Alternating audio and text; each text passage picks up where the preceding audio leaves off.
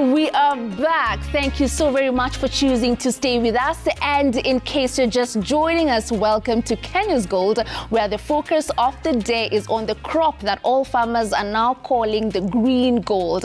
We are talking about coffee. And like I promised you earlier, our guests are right here in studio already. We do have Mr. Jim Nyaga, a professional agronomist and also a coffee farmer. We do have with us Mr. Nelson Kagiri, ambaye alikuwa mkulima wa kahawa, lakini mambo ikaenda mrama, aka-abandon kahawa yake, lakini ni kama anataka kurudi. And finally, we do have Mr. Samuel Mukua, who's getting into coffee farming for the very first time. Thank you so very much for making time to be with us right here at Kenya's Gold to discuss coffee. And I just want to start with you, Mr. Nelson. Please give me a bit of your history. Ulikuwa na bushes ngapi? Alafu ni nini haswa ilikufanya ukaamua hii mambo ya kahawa mimi nimebounce? Well, even now I have 800 bushes. But the reason as to why I had to abandon it is because it was not paying at all. And I looked at it and I could see I'm doing zero work. So I decided to abandon. But for about 3 years ago, about 3 years, I'm back in it. And I can tell you, it is paying. It's the green gold. It is doing well, just like when my father used to do it. Right. Give us a comparison, kwa sababu umesema when your father used to do it. So I believe uli inherit the bushes from your father, right? What variety of coffee is it? Na ukicompare prices ambazo zilikuwa zinapatikana wakati your father was doing it and the time when you took over, what was the difference like? Well, when my father was doing it, well, you know, the shilling was had a high value. True. Unlike today. I remember even then, it's me and my brothers who are tendering the very bushes. So you would see at the lowest, every bush would produce like 10 kg. Because it was being done so well by my father. Until when way back in 1984, there around, when coffee stopped paying. And everybody else was feeling so bad about coffee. What varieties that you have in the farm? SL28. SL28. Good. Mr. Jim, I'll come to you. Amesema wakati babake alikuwa naifanya, coffee was doing very well. Per bush ulikuwa unapata hata 10 kg. Sure. Please talk to us as a farmer who's tendering very well to their bushes. Kama ni SL, kama ni Ruiru, kama ni Batian.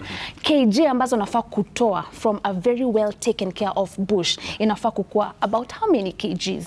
For an average farmer, it's about 15 to 20 kilos. But, you know, we have different level of management. So for a farmer who is very high tech and who concentrates on coffee, even 30 kgs. From one bush? From one bush, it's possible. The click here is you have berries that are big. Berries that when you place them on the weighing scale, you know, farmers are paid on basis of weight. Not too much coffee, but kahawa ambayo ni nzito, imebeba maji. Yes, and it's very achievable. Right. As long as you have branches that are few and you have well-managed pruning or canopy management, and then your feeding regime has to be on top notch. So what I'm getting from you is a very well taken care of bush can give me to up to 20, 25, 30, yeah.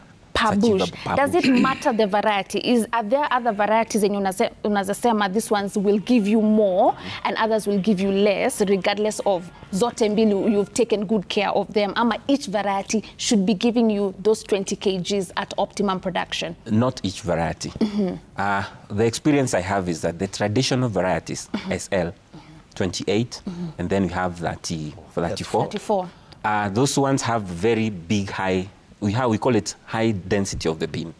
So for those ones, to achieve those kilos is quite easy. Right. When you compare with the Royal 11, which sometimes, if not well managed in terms of canopy, inatoa mbegu kidogo. Okay. Remember, the thing here is the bean size and the berry size.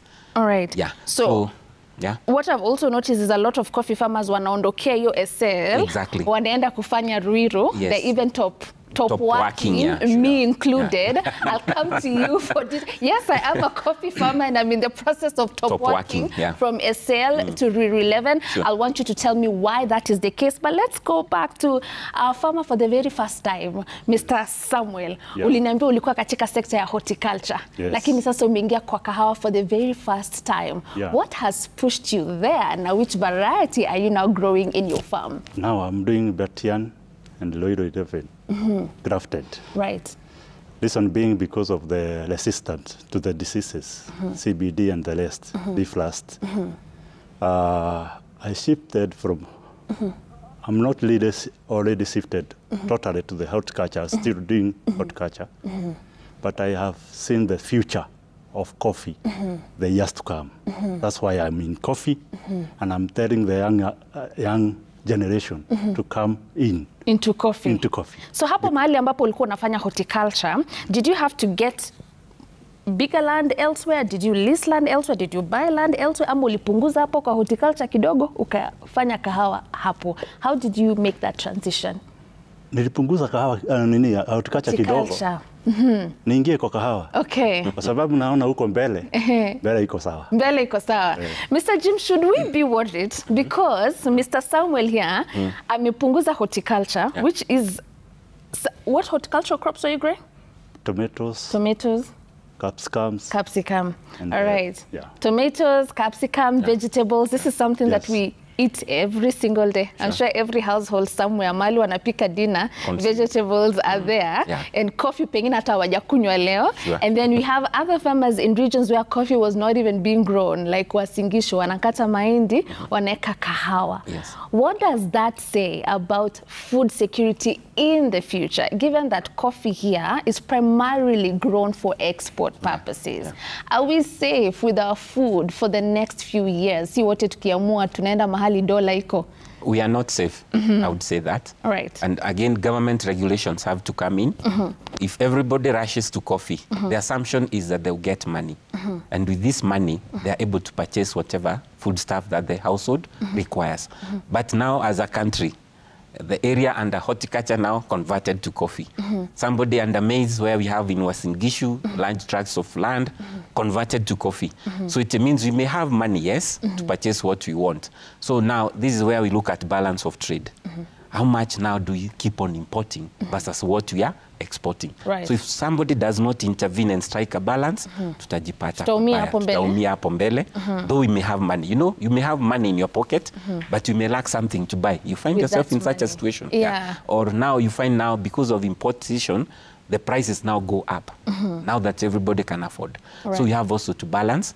And that's why we call something agroecological or agrotourism, whereby you still have your coffee, yes, but you plan your land such that you still have some of avocado, you still have some of your maize there, you still have some of your beans, and try to balance, other than going purely coffee. All right. So I'll come to you, Mr. Nelson. Tumesikia Samuel akituambia hapa yeye ameamua kupanda Batian and Ruiru because they are resistant to diseases. And also we've seen a lot of farmers, you know, do away with SL because, you know, of the same reason that Samuel has given to us. I want to learn from your experience being an SL28, SL34 farmer. Are there diseases ambazo ulikuwa unapata over and over again? And now that you're back in coffee, do you have intentions of maybe trying to get a different variety? Ama wewe ushashika the way to manage this SL?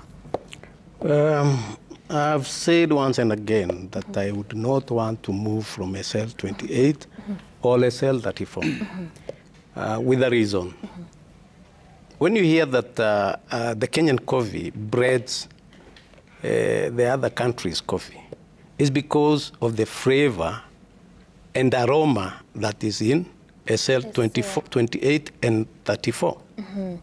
Now, if everybody else moves to Ruiru 11, I can tell you it will reach a point where it has resistance to CBD, but it will reach a point where even the buyers will not be very happy when they are buying our coffee.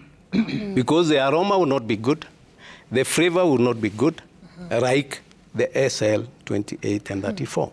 The only challenge that is there is managing the SL28 and SL34. Right. Because it's affected so much by the CBD.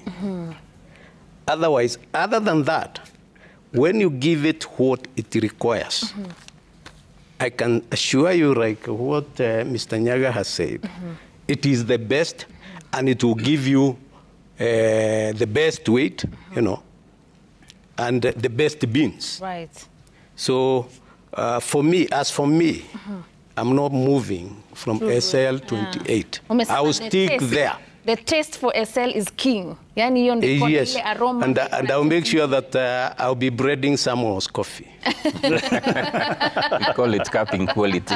When it comes to quality. Capping quality. All right, very nice. And you've mentioned on the aspect of beans. I want us to take a break, but with a tweet that we have here from a follower from Uganda who's comparing the bean size. Amesema Madam CEO Jackie Akampwera, all the way from Uganda, amesema their bean size can't beat Ugandan. End of discussion. Na akatuwekea hapo cherries. When we come back from this break, I'd want Mr. Jimmy to talk to us about our neighboring countries and their production of coffee. Wakisema yani, bean yetu haijafika level yao. Is it true? What are they doing that maybe we could learn a thing or two from? That and more you'll be answering when we come back from this short commercial break. Kenya's Gold.